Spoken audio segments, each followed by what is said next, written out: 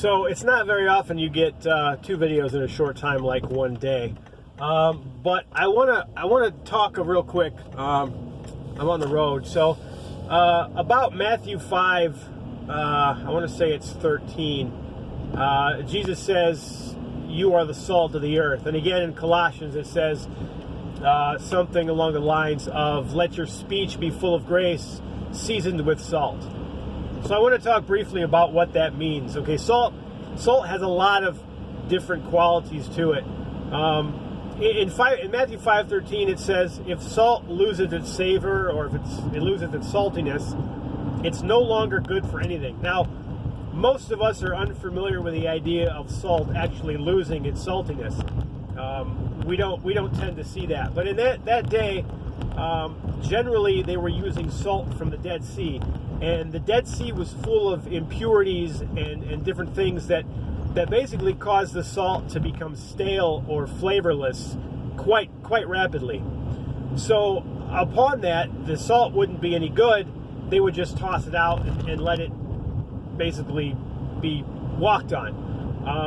There's a lot of people who think I'm not entirely sure, but you would toss the salt out onto a footpath, and it would prevent the weeds from growing, so it would just keep the path clear. But in a sense, nothing would ever grow again. So if your salt loses its saltiness, you're tossed out because you're useless, and there's no fruit bearing. So I want to talk about a few things that salt does for us, or salt does in a sense. So salt is used as a preservative. Okay, they pack fish in salt to keep it from spoiling. It keeps it fresh. It keeps it from. It actually inhibits the microorganisms and stops them from spoiling the fish. It draws the water out. So Christians need to be preserving, kind of in a way where we keep the Church of Christ fresh in a sense, where it doesn't spoil. It's not rotten. Okay, that's a pretty good picture. But salt also creates thirst. Christians need to live in a way that causes non-believers and even other Christians to be thirsty for Christ. It should be something that draws you to it, something that you say, man, that is good. I want what you have. Christians should live in that kind of way. Salt is it's a cleansing agent. You put salt on a wound or salt water, it draws out bacteria. It helps heal. Christians ought to be living in and around others to bring out healing. And then there's this big one that I think a lot of us, even myself included, misinterpret. Okay, we add salt to our food because we think the salt actually makes the food taste better, or the salt itself is what adds flavor to the taste. But the salt doesn't add anything to it. It actually draws out what's already in the food. Vegetables, fruit, and meat, the salt inhibits it and draws out what's already in that food to make it taste better.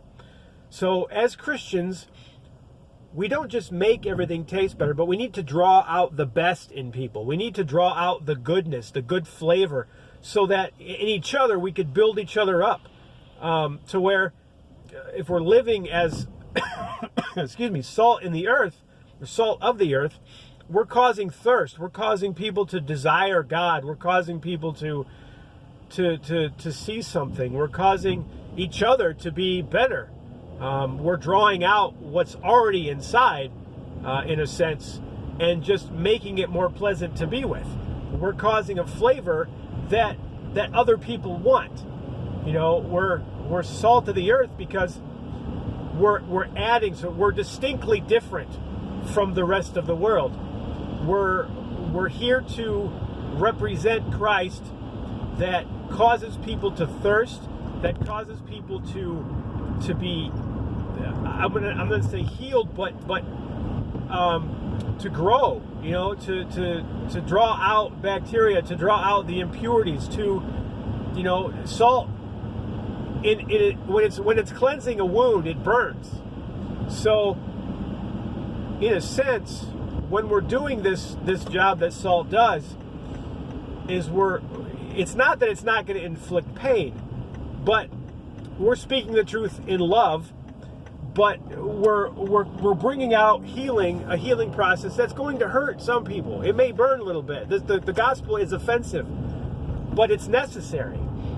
So I like that idea, because Christians should cause others to be thirsty. You know, when I'm around other believers, I get excited. I want to speak boldly. You get inspired by them. You see people with just this joy that you can't explain, and you know you have it, or you know you've had access to it, but sometimes you kind of lose the flicker a little bit, and you see that and you get inspired. You get bold. You all of a sudden you're like, I'm on fire for God again, simply because of what others do. So, as Christians, we should be salty. We should be living in such a way that causes others to hunger and thirst for God so much more than anything else. You know, we should cause others to be better, basically. It's brief, I know, but I was excited about it. So I wanted to share that with you. I hope it blessed you. Thanks for watching.